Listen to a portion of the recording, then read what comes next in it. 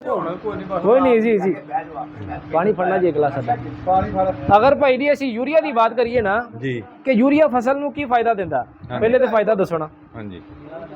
क्यों जी हाँ जी यूरिया की गल यूरिया फसल नूं फायदा की दिंदा जी जी फसल बाग भी फसल ही है जी कि अगर असीं बाग नूं भी यूरिया दिंदे आ ते साडे बाग नूं की फायदा हुंदा हरियाली ज्यादा करता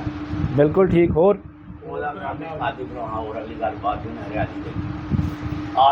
यूरिया दे भाई जी ਜਿਹੜੇ ਦੋ ਫਾਇਦੇ ਆ ਨਾ ਜਿਵੇਂ ਕਹਿੰਦੇ ਚੱਟ ਮੰਗਣੀ ਪੱਟ ਵਿਆ यूरिया लगदा ਐਵੇਂ फसल ਨੂੰ ਕਿ ਜਿਵੇਂ ਹੀ ਅਸੀਂ यूरिया ਲਾਉਣਾ फसल ਮਾੜੀ ਜੀ ਪੀਲੀ ਪਈ ਅਸੀਂ यूरिया ਦਿੱਤਾ यूरिया देने तो बाद ਹੁੰਦਾ कि ਇਹ फसल ਕੱਟ ਕਾਲੀ ਤੇ ਮਿੱਠੀ ਟੋਰਾ ਬਹੁਤਾ ਕਰਦੀ ਹੈ ਇਹਦਾ ਮਤਲਬ ਕਿ ਉਹ ਕੀੜੇ ਮકોੜੇ ਨੂੰ ਅਟਰੈਕਟ ਕਰਦੀ ਹੈ एक चीज़ नाजायज़ एक चीज़ दे नाजायज़ इस्तेमाल की वजह तो असी की करने अपना खर्चा डबल करने कि एक चीज़ दे नाजायज़ इस्तेमाल की वजह तो असी एक्सट्रा खर्चा करने यानी कि मज़ीद खर्चा करने जो उत्ते भाई दी कीड़ा मकोड़ा आएगा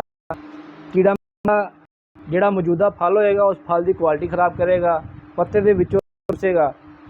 ऐसा की है कि सिर्फ और सिर्फ दिता यूरिया देना होया कि भाई दी फसल साडी कूल दे विच आ गई फसल कट काली हो गई जी झूठ है यूरिया झूठ है भाई जी कि फल मोटा कर दे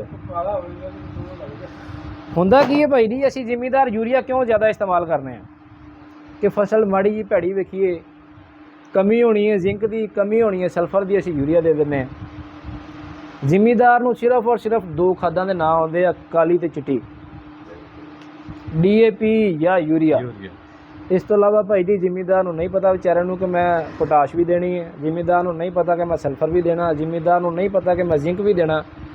होर इस तो इलावा जिहड़े छोटे ऑर्गेनिज्म है ने कि यानी कि बोरान उस तो बाद चों कैल्शियम मैगनीशियम कैडमियम वो तो साडी हर इस बोतल दे विच मौजूद है भाई जी यूरिया अगर बात की जाए तो जिहड़ा 1 तो 3 साल का बाग है भाई जी उहदे वास्ते 100 ग्राम 1 तो 3 साल के बाग वास्ते 100 ग्राम फी पौधा अगर भाई जी 1 तो 3 साल का बाग है तो 100 ग्राम फी पौधा अगर वो 4 साल तो लैके 6 साल तक का फिर 150 ग्राम अगर वो 6 साल तो लैके 9 साल तक दे फिर 200 ग्राम फी पौधा जो असी ज़्यादा देवांगे फसल मिठी होएगी